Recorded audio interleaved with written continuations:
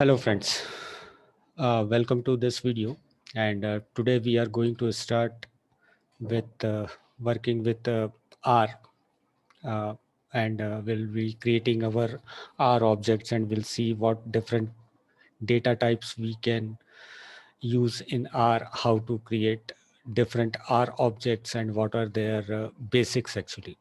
So this would be entirely a basics on R. We would not be touching any advanced level or intermediate level of things here, right? So we'll just go through some of the basics operations in R, and creating some basics object in R, right?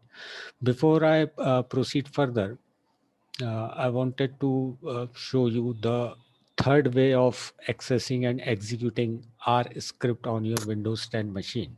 So as in my previous video, we have seen we can how to install R core processing engine with console UI, which are these two icons, right? So these are GUI options for R console. And secondly, we installed R Studio, which is nothing but the IDE for R, right? So there is a third way to execute the R commands as well as the R script, and which is through the command prompt on Windows 10, right? So sometime it is possible that you want to execute some of your R code in background where you don't want to interact with R console or R studio, so that the script runs at the background and gives the desired results, or plays the desired results as per your code to certain location, right? So for that thing, you need to configure the location of your R executable in your system path variable, right? On Windows 10 machine I'm talking about. So how to do that? The simplest way to do that is just come to on your desktop, right? And where this icon is, 64-bit icon is there, just right click on it, click on properties, and copy the path till this bin folder, and just make sure that you exclude the double quotes which is at the start. So just copy right from the C, in my case it is C program files, and this up to bin folder, right? And just open the search in search bar, type in environment, and you will be having this options, edit the system environment variable. Click on that, go to environment variable tab, and on that tab just select this path variable and click on edit. And on this window, click on new and add that folder path, right? So I've already added that in my environment variable, so I'm just canceling this. But in your case, you, after adding that, you have to click OK, and then again click OK, and then come out from that. So on your search bar, open up the command prompt, hit R, and R should be in uppercase. So we'll find that the console is opened here. So you can add, you can do all the operations whatever we were doing through the R console GUI, right? And through R Studio. So to exit from this, this is mentioned here, right? So just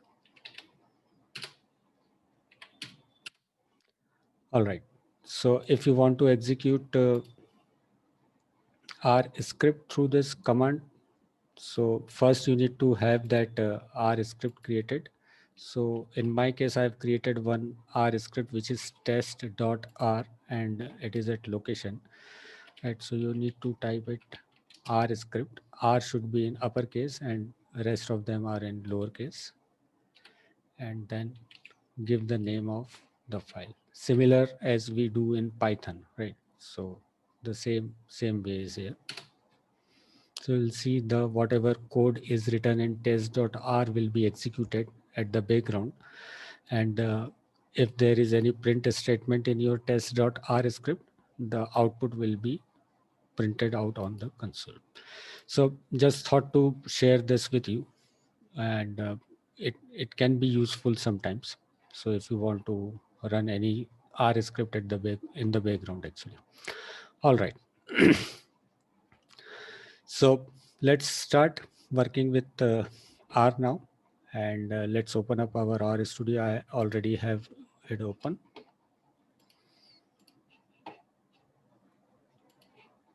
Let me close all the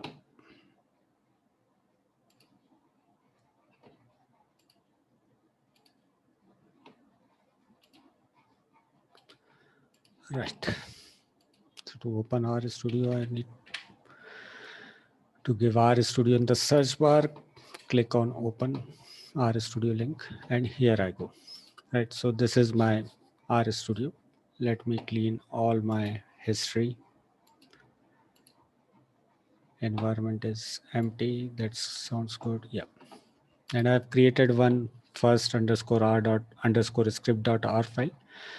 And if you haven't, then you can go and click on this new file option and then create R script and give it a name of your choice and save it to the current working directory. And to check the working directory, you can go to the global option, general, and what is your current directory by default. You can check it from here. Right. Or else if you have want to set it from at session level, you can do it from here as well. Right. So I'm going ahead with the default one, which is set at global options. Okay.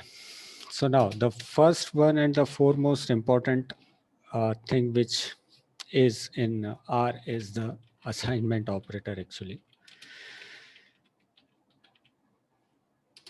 So likewise, in any other programming language, we used to have one assignment operator. We used to have one assignment operator and where we can assign a particular value to a variable, right, through this operator. So in R, there are two assignment operators which can be used for assigning values to a variable or to a R object. The first one I'm just putting it in double quotes just to, but during creating variable or assigning values, you need not to use the double quotes, right? So the first one is equals to sign, right? And the second one is combination of this less than symbol and the minus symbol or the subtraction symbol which we normally use, right? So these are the two assignment operator which we use in R, right? As a standard practice, and also the R documentation recommends that you should use this as an assignment operator.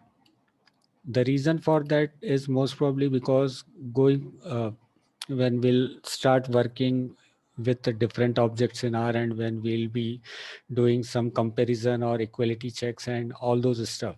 So this particular sign is basically used in those operations as well. Although for equality checks, you have to give double equals to, but just to make code consistent and readable, so we don't mix these two things actually.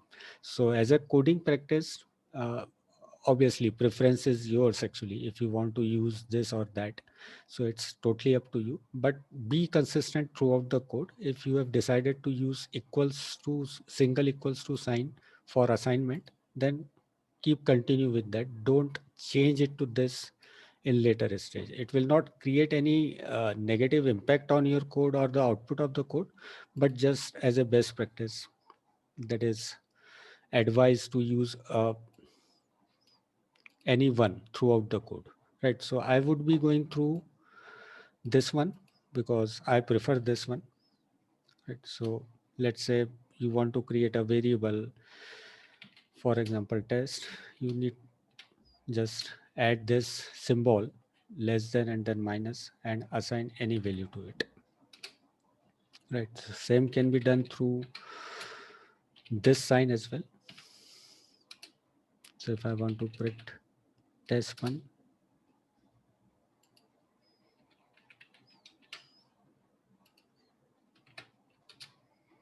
so you can see the value is assigned, right? So that is one thing which is the most important one, because you will be working with this assignment operator very I mean it's you will be working with this.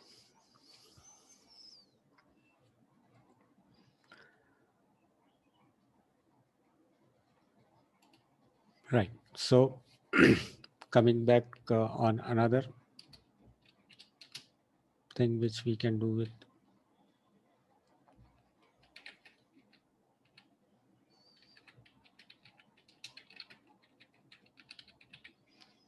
so you can do all the mathematical or the arithmetic operation on uh, R objects, and you can create your variables and do all the arithmetic operations on them, right? So just to show you, it is for addition you can do this sign, for subtraction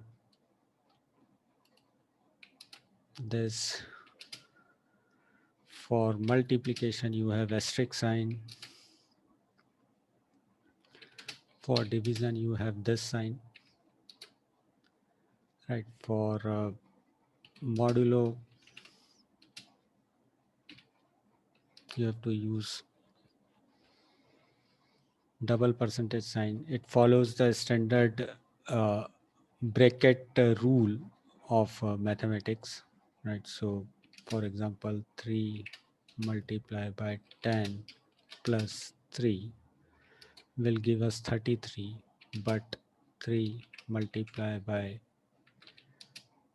10 plus 3 in bracket, these two number will give us 39.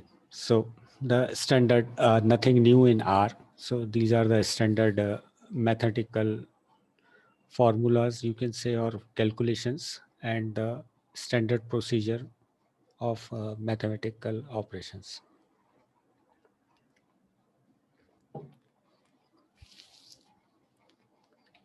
All right. So this is all about arithmetic operation. Okay. If you want to have a power of a number, so the sign which is used is this one.